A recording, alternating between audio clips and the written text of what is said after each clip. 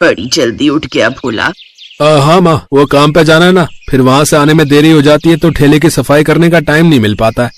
बस कर भोला, कितनी मेहनत करेगा रे तू। दिन भर मजदूरी करता है और फिर शाम को मोमोज बेचता है। अगर तू बीमार पड़ गया तो?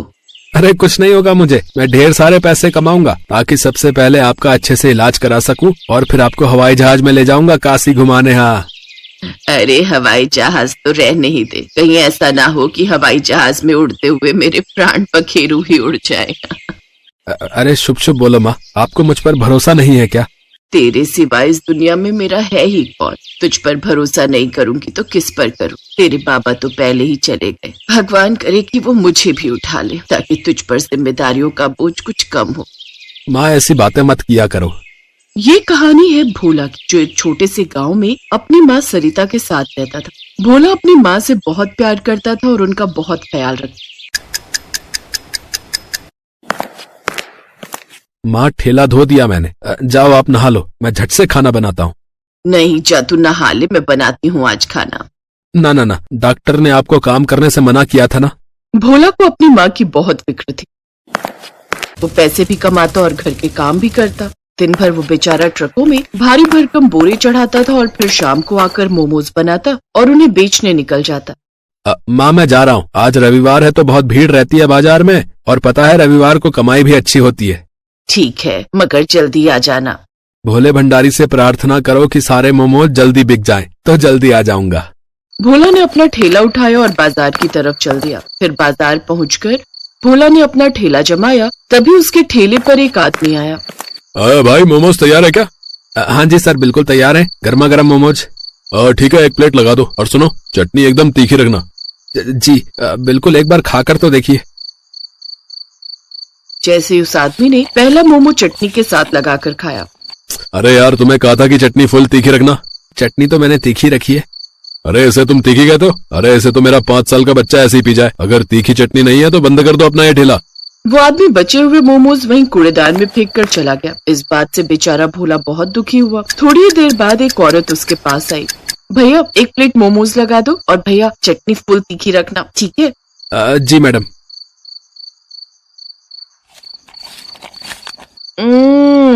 भैया मैंने कहा था आपसे कि चटनी फुल तीखी लगाना, और इससे बढ़िया तो मैं बर्फी खा लेती।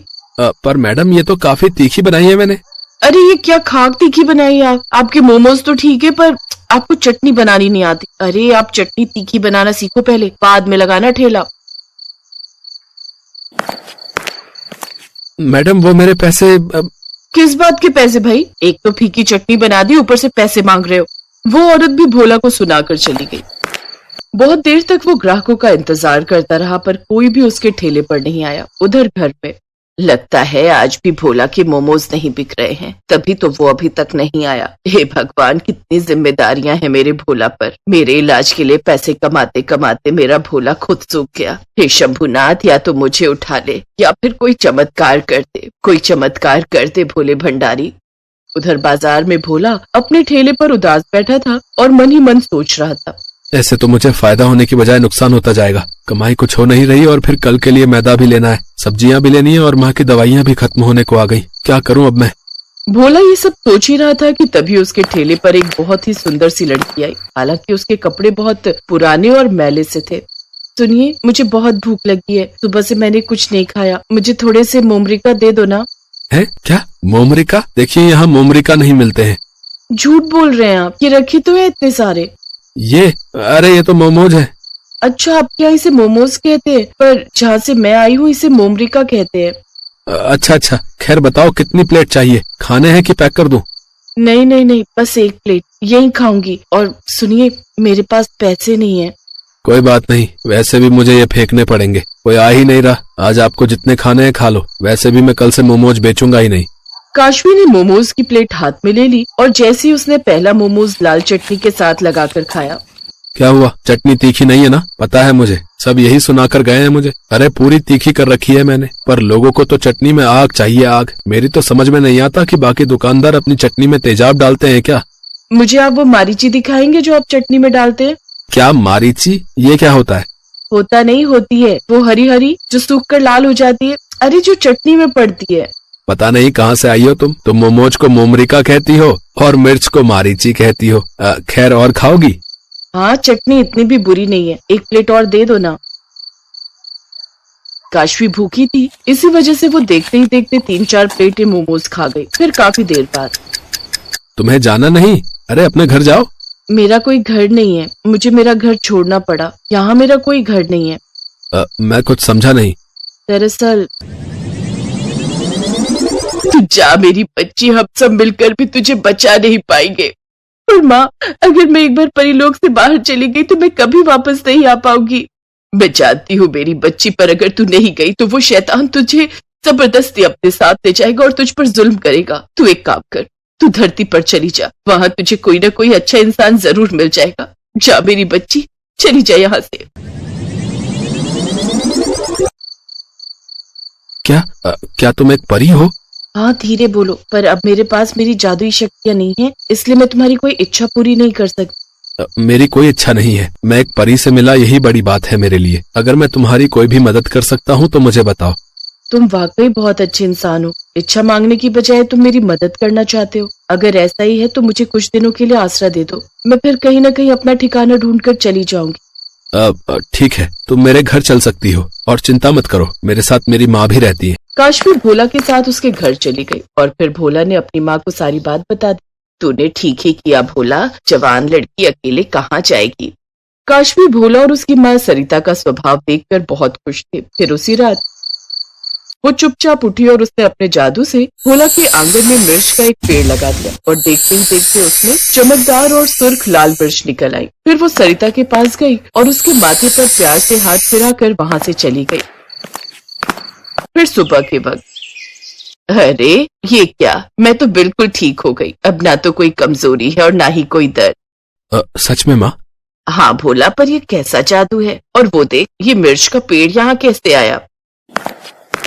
हो ना हो ये जरूर मारीची का पेड़ है माँ, ये सब काशवी ने किया है। हाँ बेटा, उसी की कृपा है। जा भोला और उसे कहीं से भी ढूंढ कर ला। इतना सुनते ही भोला घर से बाजार की तरफ भागा। थोड़ी देर बाद उसे काशवी एक पेड़ के नीचे बैठी दिखाई दी। ये सारा जादू तुमने किया है ना? पर तुमने तो कहा था कि तुम जादू नहीं कर सकती। मैंने तुम्हारी परीक्षा ली थी और तुम उस परीक्षा में पास हो गए। अच्छा, एक और एहसान करोगी मुझ पर? नहीं, मेरा जादू खत्म हो गया। मुझे तुम्हारा जादू नहीं बल्कि तुम्हारा साथ चाहिए, हमेशा हमेशा के लिए। बोलो, शादी करोगी इस मोमो वाले से? भोला की बात सुनकर काशवी शर्मा गई। कुछ दिनों बाद दोनों ने शादी कर ली। अब काशवी अपनी जादुई मिर्च से मोमोज की लाल चटनी बनाती और भोला मोमोज। और फिर एक दिन,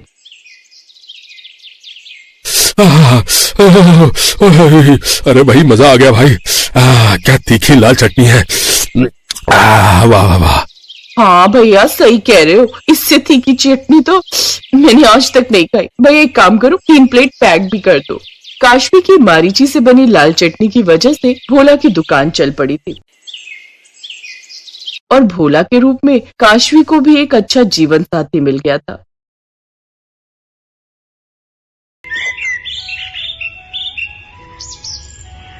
पिंकी, ओ पिंकी, आई माँ। कहाँ थी तू? कितनी बार कहा है मेरी आंखों के सामने रहा कर। चल, ये बर्तन जल्दी जल्दी अंदर रख दे, मैं तब तक बाकी का काम निपटा लेती हूँ। चल जल्दी कर। ठीक है माँ। ये है सुषमा और उसकी बेटी पिंकी। सुषमा के पति को गुजरे पूरे 3 साल बीत गए और तब से ही वो घर घर काम करके अपना और पिंकी का गुजारा चला रही थी। सुषमा के जीने का बस एक ही मकसद था कि वो पिंकी को पढ़ा लिखा कर कामयाब बनाना चाहती थी। वो हर सुबह पहले पिंकी को स्कूल छोड़ती और फिर अपने काम के लिए निकल जाती। फिर पिंकी के स्कूल की छुट्टी के वक्त उसे अपने साथ लेकर ही घर लौटती थी। लेकिन जब भी पिंकी के स्कूल की छुट्टी होती तो वो उसे अपने साथ काम पर ले जाया करती थी। पिंकी भी अपनी माँ के काम में मदद करने की पूरी कोशिश करती थी, साथ ही खूब मन लगाकर पढ़ती भी थी। फिर एक दिन, माँ ये पिज्जा क्या होता है? ये तूने कहाँ से सीखा? वो सफेद वाले बंगले में मैंने देखा था, वहां सारे बच्चे वही खा रहे थे। तुम काम कर रही थी तब मैंने देखा था। अब देखने में तो रोटी जैसा ही था, लेकिन रोटी से थोड़ा मोटा था और उसके ऊपर बहुत कुछ सजा रखा था। वो मुझे भी खाना है माँ। अरे पिंकी, ये सब अमीर लोगों के चोचले हैं, और सच बताऊं तो उसे खाना सेहत के लिए भी बिल्कुल अच्छा नहीं होता। चल, मैं घर चलकर तेरे लिए हलवा बना देती हूँ, तेरा मनपसंद, जो खाने में बढ़िया भी होगा और उसे खाकर मेरी पिंकी ताकतवर भी बनेगी, है ना? इस तरह सुषमा उस वक्त पिंकी को बहला लेती है और कुछ दिनों के लिए पिंकी भी पिज्जा के बारे में भूल जाती है। लेकिन फिर जब अगली बार पिंकी अपनी छुट्टी के दिन अपनी माँ के साथ दोबारा उसी घर में जाती है तो वहां फिर से वही सब देखती है जो उसने पिछली बार देखा था। उस घर के सारे बच्चे फिर से पिज्जा पार्टी कर रहे थे और उन्हें इस तरह पिज्जा खाते हुए देखकर पिंकी का मन फिर से ललचाने लगता है और वो मन ही मन सोचने लगती है, देखने में कितना टेस्टी लग रहा है, इन लोगों के तो कितने मजे हैं, काश मैं भी कभी ये पिज्जा खा पाती। पिंकी ये सब सोच ही रही थी कि पिज्जा खा रहे बच्चों में से एक बच्चा उसे वहां खड़े हुए देख लेता है और उससे कहता है, ए, क्या देख रही है वहां से छुप छुप के? पिंकी की नजर अब भी पिज्जा पर ही थी। उसने उस बच्चे से कुछ कहा तो नहीं, लेकिन उसे देखकर ही साफ पता लग रहा था कि उसका सामने रखा पिज्जा खाने का बहुत मन था। लगता है इसको भी पिज्जा खाना है। ओह, तो ये बात है, इसमें कौन सी बड़ी बात है? आजा इधर और ले ले एक पीस तू भी। उस बच्चे की बात सुनकर पिंकी का चेहरा खिल उठता है। वो फौरन पिज्जा के पीस की तरफ आगे बढ़ती है, लेकिन तभी वो बच्चा उस पिज्जा के पीस को उठा लेता है और अपने साथी बच्चे की तरफ उछाल देता है।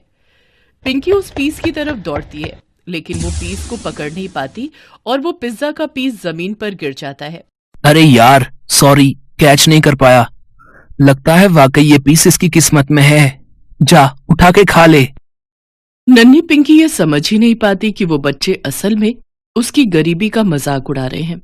वो बेचारी खुशी खुशी जमीन पर पड़े उस पिज्जा के टुकड़े की तरफ बढ़ती है कि तभी उसे अपनी माँ की आवाज सुनाई देती है, नहीं पिंकी, छोड़ उसे, इधर आ मेरे पास। माँ, लेकिन वो पिज्जा। पिंकी, मैंने कहा ना इधर आ, उसे नहीं खाना, वो जमीन पर गिर गया है, गंदा है वो। सुषमा के कहने पर पिंकी उस पिज्जा के टुकड़े को उठाती तो नहीं, लेकिन वहीं खड़ी होकर उसे ललचाई नजरों से देखने लगती है। ये देखकर सुषमा आगे बढ़ती है और उसका हाथ पकड़कर उसे अपने साथ ले जाती है। घर आकर सुषमा बहुत रोती है। पिंकी के साथ आज जो हुआ उसे उसका बहुत दुख हो रहा था। वो अपना बटुआ खोलकर देखती है, उसमें कुछ पैसे थे जिन्हें देखकर वो मन ही मन सोचती है, इतने पैसों में एक छोटा पिज्जा तो आ ही जाएगा। लेकिन ये बात सिर्फ एक बार की नहीं है, अगर पिज्जा का स्वाद पिंकी को पसंद आ गया तो वो बार बार खाने की जिद करेगी और फिर मैं कैसे उसे मना कर पाऊंगी। नहीं, मुझे कुछ और तरकीब निकालनी पड़ेगी। क्या कर सकती हूँ? पिंकी की आवाज सुषमा के कानों में गूंजते हुए, देखने में तो रोटी जैसा ही था, लेकिन रोटी से थोड़ा मोटा था और उसके ऊपर बहुत कुछ सजा रखा था। हाँ, यही ठीक रहेगा। अगली सुबह सुषमा पिंकी को स्कूल छोड़ती है और लेकिन काम पर जाने से पहले वो एक पिज्जा शॉप पर जाती है और दुकान के बाहर खड़ी होकर कुछ सोचने लगती है। फिर बड़ी हिम्मत करके वो उस लड़की से बात करने की कोशिश करती है जो उस पिज्जा शॉप के काउंटर पर खड़ी थी। सुनो बहन, क्या तुम यहीं काम करती हो? हाँ, पर तुम्हें क्या काम है मुझसे? तुम यहाँ पर क्या काम करती हो? मैं लोगों के ऑर्डर लेती हूँ और फिर उनका बिल बनाकर उनसे पिज्जा के पैसे लेती हूँ और उन्हें उनका पिज्जा पकड़ा देती हूँ। ओह, तो यहाँ पर पिज्जा कौन बनाता है? अरे साफ साफ बोलो ना, तुम किसे ढूंढ रही हो? किससे मिलना है तुम्हें? सुषमा फिर उस लड़की को अपनी बेटी की पिज्जा को लेकर दीवानगी और अपनी तंगहाली के बारे में सब कुछ बताती है। उस लड़की को पिंकी के लिए बहुत बुरा लगता है। वो फौरन सुषमा को पिज्जा शॉप के अंदर लेकर जाती है और पिज्जा कैसे बनाया जाता है इस बारे में सब कुछ अच्छे से समझाती है। सुषमा बड़े ध्यान से सब कुछ देखती और समझती है और उस लड़की का शुक्रिया अदा करके वहां से बाहर आ जाती है। उस दिन सुषमा काम से छुट्टी लेकर घर वापस आ जाती है। उसे कुछ भी करके अपने हाथों से पिंकी के लिए पिज्जा बनाना था जो खाने में स्वादिष्ट भी हो और उसके बजट में भी फिट बैठता हो। बहुत दिमाग लगाने के बाद सुषमा पिज्जा बेस की जगह गेहूं की रोटी का इस्तेमाल करती है, सॉसेस की जगह घर पर बनाई हुई चटनी लगाती है और अपने घर के पीछे उगाई हुई ताजी सब्जियों को पकाकर उन्हें अपनी देसी पिज्जा के ऊपर सजा देती है। इसके अलावा वो थोड़ा सा पनीर घिसकर भी पिज्जा के ऊपर डाल देती है। उसका बनाया पिज्जा देखने में बिल्कुल बाजार के रेडीमेड पिज्जा जैसा ही लग रहा था, लेकिन हकीकत में वो उससे काफी सस्ता था और सेहत के लिए नुकसानदायक भी नहीं था। अब सुषमा को बस पिंकी के स्कूल से आने का इंतजार था। सुन पिंकी, जब तक मैं ना कहूँ आंखें मत खोलना, ठीक है ना? बस इधर आ। हाँ, बस पहुंच गए। अब आंखें खोल तो जरा। पिज्जा? माँ, ये पिज्जा मेरे लिए है? हाँ मेरी बच्ची, पूरा कप ये। पिज्जा देखकर पिंकी की खुशी का ठिकाना नहीं था। वो बड़े ही चाव से फटाफट उस पिज्जा को खाने लगती है और उसे इस तरह खुशी से खाते हुए देखकर सुषमा को बहुत सुकून मिल रहा था। पिंकी तब तक नहीं रुकी जब तक वो पिज्जा पूरी तरह से खत्म नहीं हो गया। और फिर, पिंकी ये तो बता कि तुझे ये पिज्जा कैसा लगा? बहुत ही टेस्टी था माँ। थैंक यू माँ, मेरे लिए पिज्जा लाने के लिए। मैं इसे कहीं से खरीद कर नहीं लाई, बल्कि मैंने तेरे लिए इसे घर पर ही बनाया था बेटा। क्या तुम सच कह रही हो माँ? ये तो बहुत ही बढ़िया हो गया। तो इसका मतलब मैं जब चाहूँ तो मेरे लिए ऐसा ही पिज्जा बना दोगी ना? हाँ बेटा, जब तू कहेगी मैं तुझे अपने हाथों से गरम गरम पिज्जा बनाकर खिलाऊंगी। लेकिन अब तू भी मुझसे एक वादा कर, तू कभी भी जमीन पर गिरी हुई चीज नहीं उठाएगी और कभी किसी से कुछ नहीं मांगेगी। जो भी चाहिए अपनी माँ से कहना, ठीक है बेटा? हाँ माँ। इतना कहकर पिंकी अपनी माँ के गले से लग गई। अब पिंकी को जब भी पिज्जा खाने का मन होता, सुषमा घर पर ही उसके लिए उसका मनपसंद पिज्जा अपने तरीके से बना देती। अब सब बदल गया था। अब पिंकी को किसी को भी पिज्जा खाते देखकर बुरा नहीं लगता था। वो बच्चे उसे चिढ़ाने की कोशिश करते तो भी उसे कोई फर्क नहीं पड़ता। फिर एक दिन जब सुषमा अपना काम कर रही थी तो उसने अपनी मालकिन को उदास बैठे हुए देखा। तब सुषमा ने जाकर उससे पूछा, क्या हुआ दीदी, कुछ परेशानी है क्या? क्या बताऊं सुषमा, इन बच्चों से तंग आ गई हूं मैं। पिज्जा के अलावा कुछ और खाना ही नहीं चाहते। ये जंक फूड खा खाकर सबने अपनी तबीयत बिगाड़ ली है। डॉक्टर ने बाहर का खाना देने से साफ मना किया है, लेकिन ये जिद किए बैठे हैं कि खाएंगे तो सिर्फ पिज्जा। अब तू ही बता सुषमा, मैं आखिर करूं तो क्या? परेशान मत हो दीदी, आप कहो तो मैं बच्चों के लिए घर पर पिज्जा बना दूं। घर पर पिज्जा? तुझे आता है क्या पिज्जा बनाना? हाँ दीदी, ये मेरी पिंकी भी कम है क्या? आपके बच्चों को पिज्जा खाते देखकर इसने भी जिद पकड़ ली थी। अब मेरी तो इतनी हैसियत नहीं है दीदी, तो मैंने भी लगाया अपना दिमाग और घर पर ही बना दिया रोटी का पिज्जा। और मजे की बात तो यह है दीदी कि पिंकी को बड़ा पसंद आया, खूब मजे लेके खाती है। अच्छा, ये तो बहुत ही बढ़िया है, रोटी का पिज्जा जो बच्चों को नुकसान भी नहीं देगा।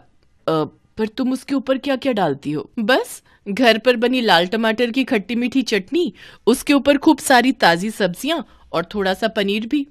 अरे वाह सुषमा, तुझे नहीं पता, अगर ये तरीका मेरे बच्चों पर भी काम कर गया ना तो मेरी बहुत बड़ी मुसीबत दूर हो जाएगी।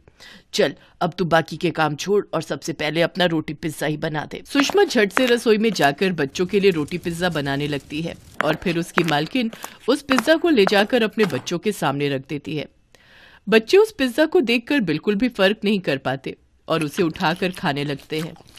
खाते हुए भी उन्हें उस रोटी पिज्जा से कोई तकलीफ नहीं होती, उल्टा उन्हें तो उसका स्वाद बहुत पसंद आता है। और ये देखकर उन बच्चों की माँ बहुत खुश हो जाती है। सुषमा, मुझे तो बिल्कुल अंदाजा नहीं था कि तू इतना बड़ा कमाल भी कर सकती है। सच में तूने मेरी बहुत बड़ी मुश्किल हल कर दी। लेकिन यहाँ मेरे जैसी और भी कई माएँ हैं जिनके बच्चे जंक फूड के दीवाने हैं और अपनी सेहत से खिलवाड़ कर रहे हैं। तो अगर तुम चाहो तो तुम उन सब की भी मदद कर सकती हो, साथ ही साथ बढ़िया कमाई भी कर सकती हो। जी दीदी, मैं कुछ समझी नहीं। मैं ये कह रही हूँ कि तुम क्यों ना अपने रोटी पिज्जा का स्टॉल शुरू करो। लेकिन दीदी, मेरे पास लागत लगाने के पैसे नहीं है और जगह भी तो नहीं है। अरे इस सब की चिंता तू मत कर, वो सब मैं देख लूंगी। तू तो बस हाँ बोल और लग जा काम पर। अब सबकी मुश्किलें हल होने वाली थी। सुषमा को एक नया रोजगार मिल गया था और कई माओं को अपने बच्चों की अच्छी सेहत, जो सुषमा के रोटी पिज्जा में छुपी हुई। Best buddies. Hello friends, thanks for watching this video. अगर आपको ये वीडियो पसंद आया है तो प्लीज लाइक, सब्सक्राइब, कमेंट्स करें इस वीडियो पर और हाँ, शेयर करना भी ना भूलें। और भी मजेदार वीडियो देखने के लिए नीचे दिए गए बेल आइकॉन को दबाएं। देखते रहिए बेस्ट बडीज।